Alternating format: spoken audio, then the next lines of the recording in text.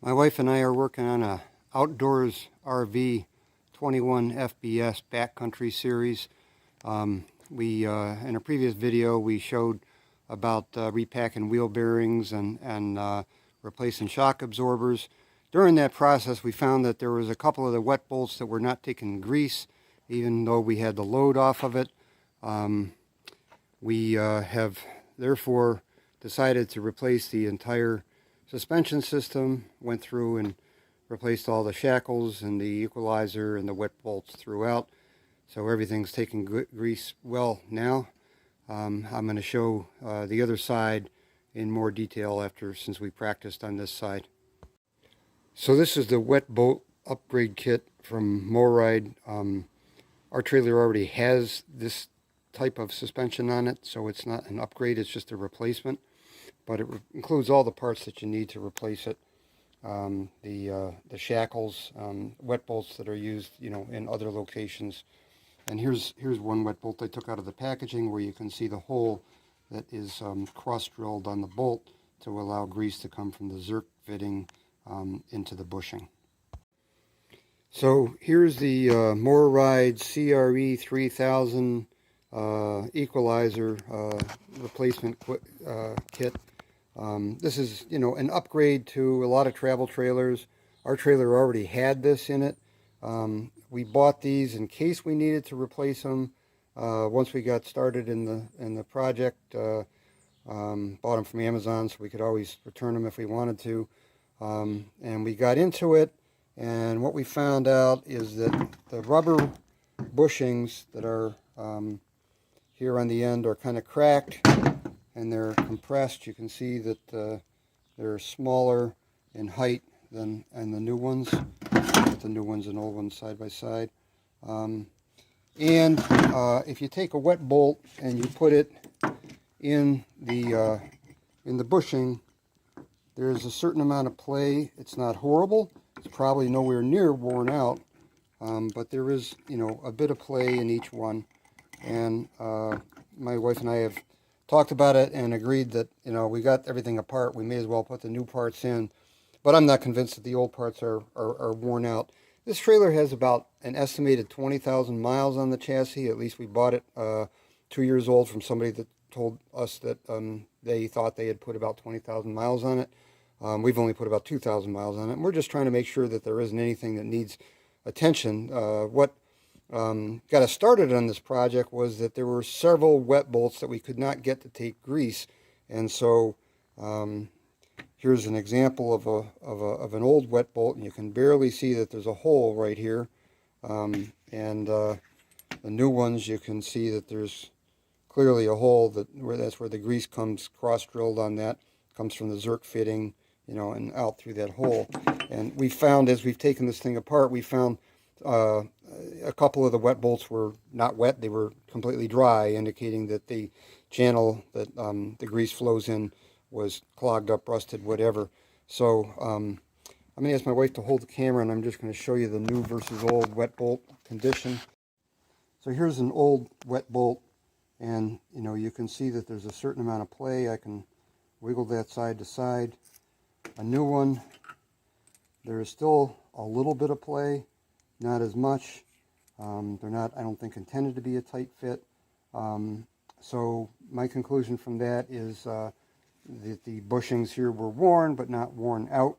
We probably could have made some more miles on this trailer without rebuilding it, or without rebuilding the suspension. But we just wanted to be confident that we didn't have a problem that was going to cause us bigger problems on the road.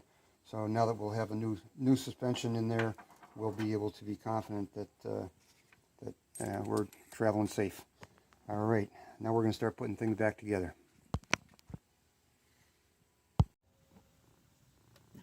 So one of the challenging tasks in this job is to get the old bushings out of the ends of the springs. I've seen a couple other YouTube videos where people are beating on them with chisels and so on, and it looked like there must be an easier way. So what I did is I found a socket. It turns out this is a 12 millimeter 1/4 inch drive socket, and it's just about the same outside diameter is the bushing. It's slightly smaller, actually. So I'm going to use that socket to drive it out there. I'm going to take an old wet bolt and use that to help me get centered on the bushing. And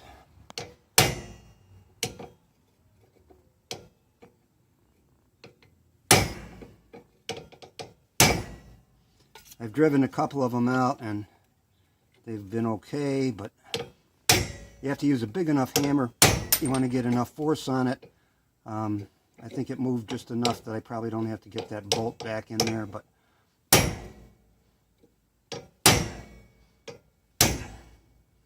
yeah, it's moved a tiny bit.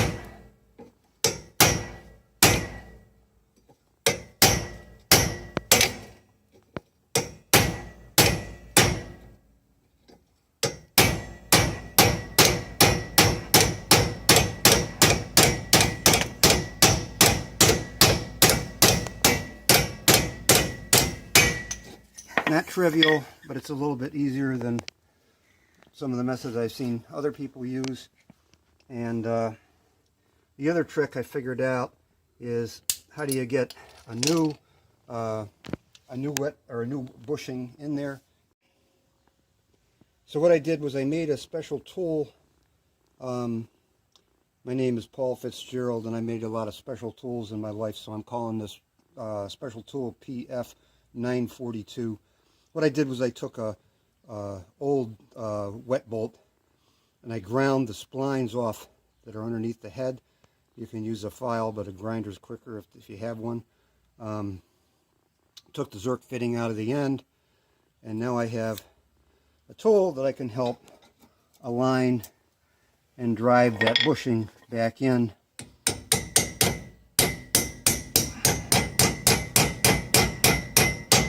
Voila, piece of cake.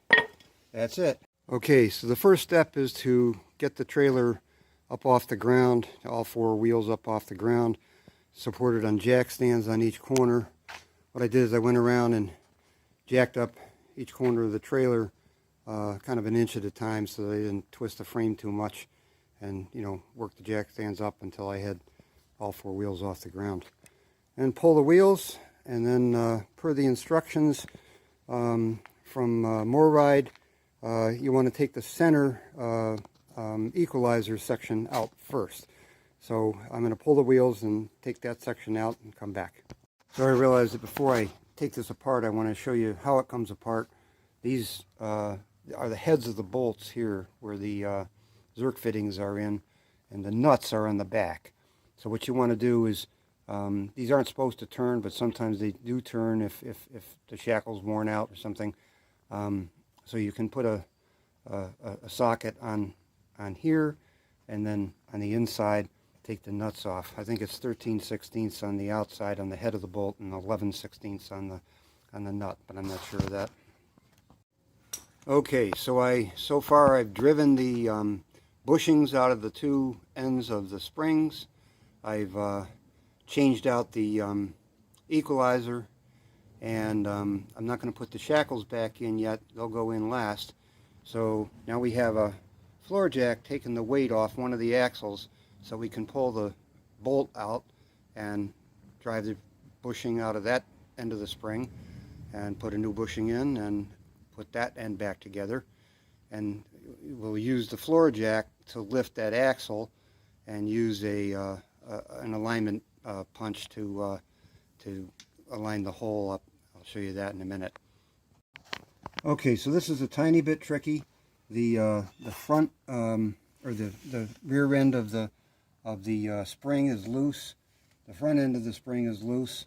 The axle is being supported by a floor jack.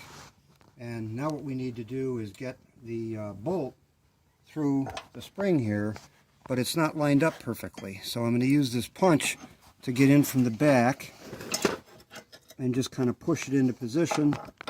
Again, it's being supported, the weight of the axle is being supported by floor jack. So I'm just going to try to get this into position to get that bolt started.